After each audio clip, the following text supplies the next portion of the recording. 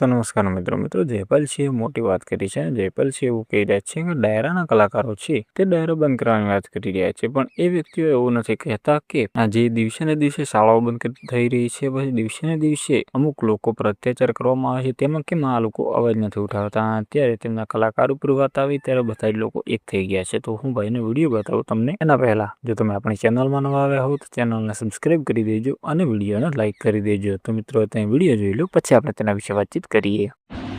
જય માતાજી. શું આપણે કોઈ દિવસ એ વાત વિચારી છે કે જે કલાકારોને આપણે આટલા સ્ટેજ સુધી પહોંચાડ્યા, આટલું માન સન્માન આપ્યું, જેને ઘણા માણસો પોતાના આઇડલ માને છે, જ્યારે સામાન્ય પબ્લિકની વાત આવે, જ્યારે સામાન્ય પબ્લિકના પ્રશ્નોની વાત આવે, ત્યારે કોઈ દિવસ જાહેર મંચ ઉપરથી તમારો પ્રશ્ન એ સરકાર સામે લઈ ગયા છે? ભારત દેશમાં આટલા કતલખાનાઓ છે, રોજ હજારો ગૌ હત્યાઓ થાય છે, ગૌ માતાની હત્યા થાય છે, તેમ છતાં કોઈ દિવસ આ કલાકારો જાહેર મંચ ઉપરથી સરકારને પ્રશ્ન કર્યો? આટલા બધા પેપર લીક થાય છે, સરકારી હોસ્પિટલોમાં પૂરતા ડૉક્ટરો નથી, સરકારી શાળાઓ રોજ બંધ થઈ રહી છે, દેશમાં આટલો ભ્રષ્ટાચાર વધી રહ્યો છે, નેતાઓ જાણે આ ભારત દેશની સંપત્તિને પોતાના બાપની સંપત્તિ માનીને બેઠા છે.